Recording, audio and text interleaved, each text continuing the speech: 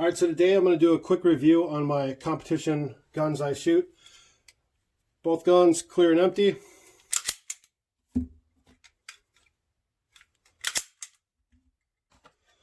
Just an empty ammo box, empty magazine. All right, I'm going to weigh my guns here quick. So both my guns are the SIG P320X5. I do have the TXG, the tungsten infused lower polymer frames. The differences I have, so my main gun has a Trijicon SRO, the 2.5 MOA. I'll get a better shot of the optic here in a minute. I have an 11-pound recoil spring with a tungsten guide rod in here. And I'm running the Curious Dynamics trigger with the Grey Guns internals. So I'll go ahead and weigh this gun quick. 44.1 ounces. And my backup gun.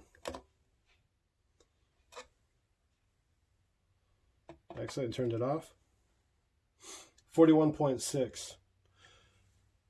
So the difference being, my backup gun does not have a tungsten guide rod. It has a standard guide rod that came with the original P320X5s. And I have an 11-pound recoil spring in here as well. And I'm running the Vortex Venom 6 MOA. This is the optic I used to run before the larger optics became available. And I decided to go with the Trijicon SRO simply because it became available for the Romeo 3 Max. So I haven't even seen that one yet.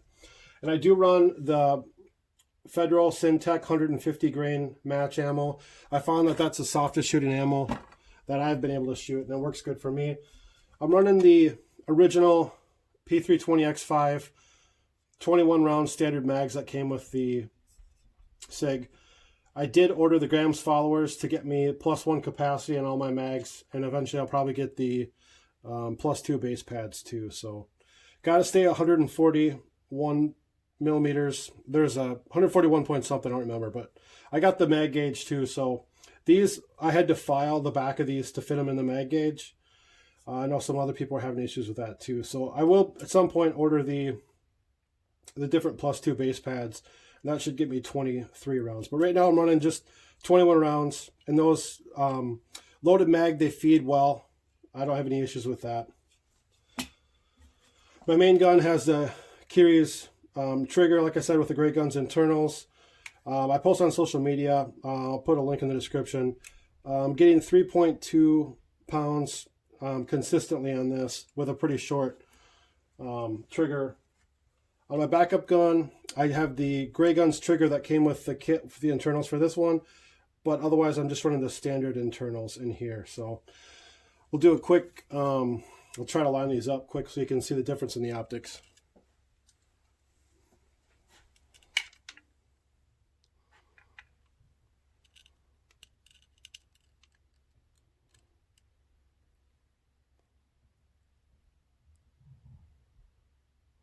So you'll see the difference is mainly on the height, not the width.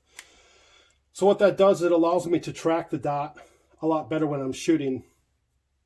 So I needed a taller window so I could track the dot. I didn't necessarily need anything side to side, because that's not where I was losing the dot. When I was shooting an array of targets, I was losing it on my height. So, and that was before I started switching different ammo, different guide rod too.